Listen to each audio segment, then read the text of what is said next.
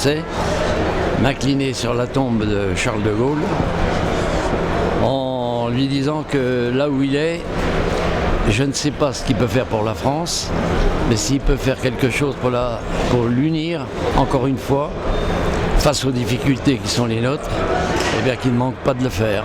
Je trouve qu'il avait en quelque sorte deux personnalités. La personnalité d'un être fabuleux. Quand on était devant lui, on avait l'impression qu'un portrait de l'histoire de France avait été décroché du Louvre et était devant nous, qu'on avait l'histoire devant nous, et en même temps, on avait l'impression d'un homme extrêmement attentif et bienveillant. Il était à la fois fabuleux et familier. C'est un peu iconoclaste de ma part de dire ça, mais j'avais l'impression de lui parler comme j'aurais parlé à un grand-oncle. C'était un chef, c'est-à-dire qu'il inspirait confiance, ça c'est indéniable, et pour lui c'était un homme simple, direct, et lorsqu'il exprimait quelque chose, c'était sans ambiguïté. Je retiens que c'était un grand homme, et grâce à lui, qu'il y a eu la libération de la France et la paix dans le monde. Je l'ai toujours eu dans mon cœur et je suis très heureux d'être aujourd'hui pour la célébration du 41e anniversaire. Ça rappelle beaucoup de souvenirs, ça rappelle d'abord l'anniversaire de sa mort. Je me rappelle très bien que je suis venu, c'était très émouvant, c'était très simple, c'était le style du général. Donc, et puis je crois que c'est important, c'est d'essayer de... Parce que le passé c'est le passé, c'est très bien, mais le passé n'a de sens que s'il en transmet des valeurs.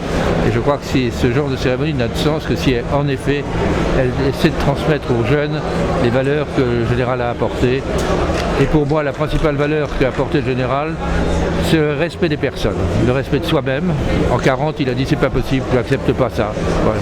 Et le respect des autres, aussi bien la participation, le respect des travailleurs que le respect des peuples avec l'indépendance donnée aux colonies, etc. Quand vous regardez les autres pays, les grands de la guerre, les Roosevelt, les Churchill, etc., ont disparu de l'actualité.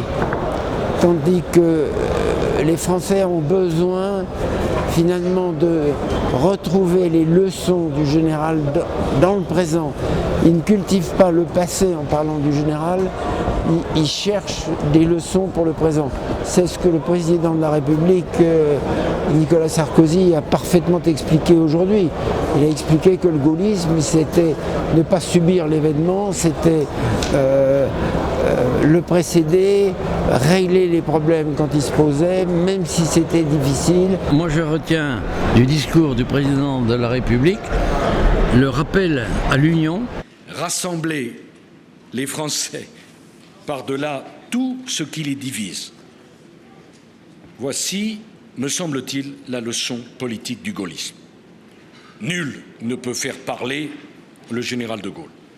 Nul ne peut prétendre savoir ce qu'il ferait aujourd'hui. Mais tous, nous devons méditer sur ce qu'il a fait.